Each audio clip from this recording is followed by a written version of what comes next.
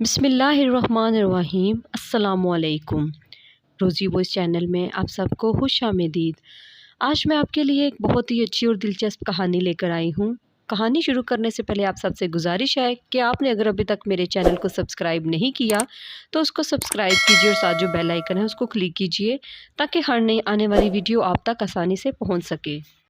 बहन आए रोज़ झगड़ा करके मेरे ससुराल आ जाती।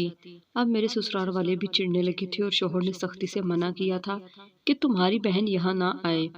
मैं अपनी बहन के घर गई ताकि इसके शोहर को समझा सकूं, लेकिन मालूम हुआ पिछले हफ्ते ही उसका शोहर दूसरे मुल्क जा चुका है। ये सुनते ही मैं चौंक गई जब उसकी पड़ोसन बोली, यहाँ रोज रात मेरी बहन से मिलने एक लड़का आता है। मुझे बहुत गुस्सा आया और मैं अंदर छुप गई ताकि देख सकूं कौन है वो। जब ही मुझ पर कयामत टूट पड़ी कि मेरी बहन का हाथ पकड़े वो शख्स कोई और नहीं बल्कि मेरे घर का दरवाजा बहुत जोर से बज रहा था। कोई आंधी तूफान बने हुए था। जरा पल को सब्र नहीं, बस धड़ाधड़ बजता चला जा रहा था। मेरी सास ने अपने कानों पर हाथ रख लिए थे। कहने लगी, न जाने कौन कमबख्त आ गया है इस वक्त। जाओ बहू, जाकर दरवाजा तो खोलो। मैंने जल्दी से अपना दुपट्टा ठीक किया और दरवाजा खोलने चली गई। सामने कोई और नहीं बल्कि मेरी अपनी बहन खड़ी थी। वो मेरे साथ लिपट गई और फूट फूट कर रोने लगी थी। वो बोली, जल्दी मुझे बाजी, मुझे माजिद ने घर से निकाल दिया है। अब मैं बहुत ज्यादा कश्मकश में फंस चुकी थी कि क्या करूं और क्या नहीं। बहन को घर लेकर जाऊं तो किस मुंह से। वो पिछले 2 हफ्तों में 4 बार झगड़ कर मेरे घर आ गई थी। मेरी सास को तो मेरी बहन तब से खटकने लगी थी जब वो दूसरी बार हमारे घर आई थी। उन्होंने साफ साफ कह दिया था मुझसे कि बहू, महंगाई बहुत है, अपनी बहन से कहो कि अपने मसले मसाइल अपने घर तक ही रखे। तब मैं कहती, अम्मी जी, हम दोनों बहनों का महका तो वालिदैन के इंतकाल के बाद उजड़ गया है। अब इस बेचारी के पास कोई ठिकाना नहीं है तो फिर वो इधर ही आ जाती है। इसके बाद भी वो मेरे घर आई थी और आज 5वीं बार वो मेरे दरवाजे पर खड़ी थी। अभी कल ही मुझे मेरे शोहर ने कहा था कि नाजिया, ध्यान रखना, अब फिर से तुम्हारी बहन मुंह उठाकर हमारे घर न आ जाए। वो रोते हुए बोली, बाजी, मुझे अपने घर नहीं आने दोगी क्या? मैं संभल गई और बोली, हाँ हाँ चलो, मगर मेरी सास से मत कहना कि तुम झगड़ कर आई हो। उसने अस्बात में सर हिला दिया था। मैं उसे अपने कमरे में ले आई और पानी का गिलास पिलाया। अभी वो आराम से बैठी भी नहीं थी कि मैं बोली, चलो मेरे साथ। वो चौंक गई और बोली, बाजी, कहाँ लेकर जा रही हो? मैं बोली, नादिया, अब अच्छी जगह ही लेकर जा रही हूँ। वो कुछ परेशानी का शिकार हो गई थी मगर फिर मेरे साथ चल पड़ी। मैं रास्ता बदल कर उसे उसी के घर ले जा रही थी। जब वो अपने घर के दरवाजे तक आए तो दंग रह गई। बोली, बाजी, ये सब क्या है? तब मैंने उसके सामने हाथ जोड़ दिए और बोली, मेरी बहन, मुझे माफ कर देना, मगर मेरे ससुराल की तरफ से बहुत सख्त ऑर्डर्स मिले हैं। मैं तुम्हें अपने घर नहीं रख सकती। आज तुम्हारे साथ इसलिए आई हूँ ताकि तुम्हारे शोहर को समझा सकूं। मेरी बहन के चेहरे की रंगत पल भर के लिए बदल गई थी। वो बोली, नहीं नहीं, रहने दो, तुम अपने घर जाओ, मेरा शोहर बहुत देर से आएगा।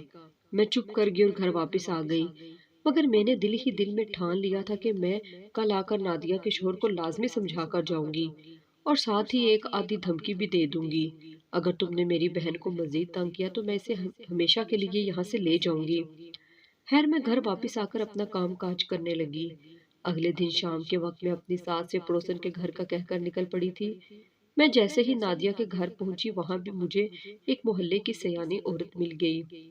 मैं बोली, खाला जी, आपको इल्म भी है क्या? आपके मोहल्ले में क्या कुछ हो रहा है?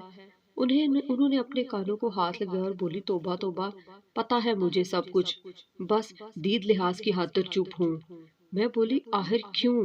अगर आपकी बेटी को उसका शोहर आए दिन घर से निकाल देता तो आप दीद लिहाज की खातिर चुप रहती? वो खाला जी एकदम से चौंक गई थी। कहने लगी, तुम ये क्या कह रही हो? मैं बोली, इस घर में जो मर्द रहता है वो अपनी बीवी को बहुत मारता है। तब वो खाला जी हंस कर बोली, तुम भी खूब कह रही हो। इस घर के मर्द को तो दुबई गए हुए एक हफ्ता भी हो गया है, मगर यहाँ जो नादिया नामी लड़की रहती है, हर शब उससे एक लड़का मिलने आता है। मुझे बहुत गुस्सा आया था मगर इस औरत की उम्र का लिहाज करके चुप कर गई।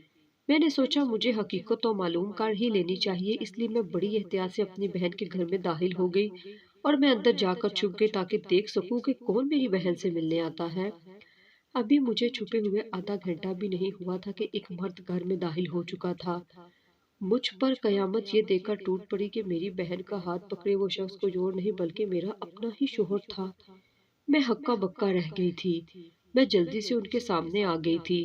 میرا شوہر مجھے دیکھ کر گھبرا گیا، جبکہ میری بہن مجھے دیکھ کر مسکرانے لگی تھی۔ وہ بولی، باجی اچھا ہوا آپ نے ہمیں ایک ساتھ دیکھ لیا، اب ہمیں مزید ڈرامہ کرنے کی ضرورت نہیں۔ دراصل میں اپنے شوہر سے نہیں بلکہ آپ کے شوہر سے محبت کرتی تھی، اسی لیے بہانے بہانے سے آپ کے گھر آتی تھی۔ حقیقت تو یہ ہے کہ میرے شوہر نے تو کبھی مجھ پر ہاتھ اٹھایا ہی نہیں تھا، میں تو ان سے ملنے کے لیے آیا کرتی تھی۔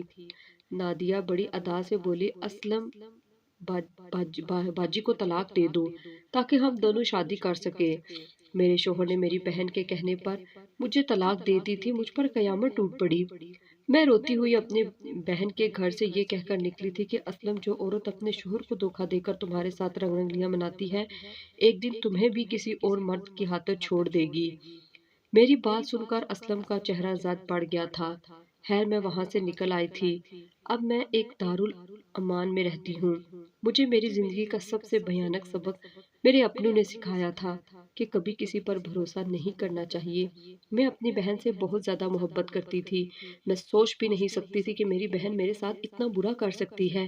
میری بہن نے ہی میرا گھر اجاڑ کر برباد کر دیا تھا۔ میں اسے کبھی معاف نہیں کروں گی۔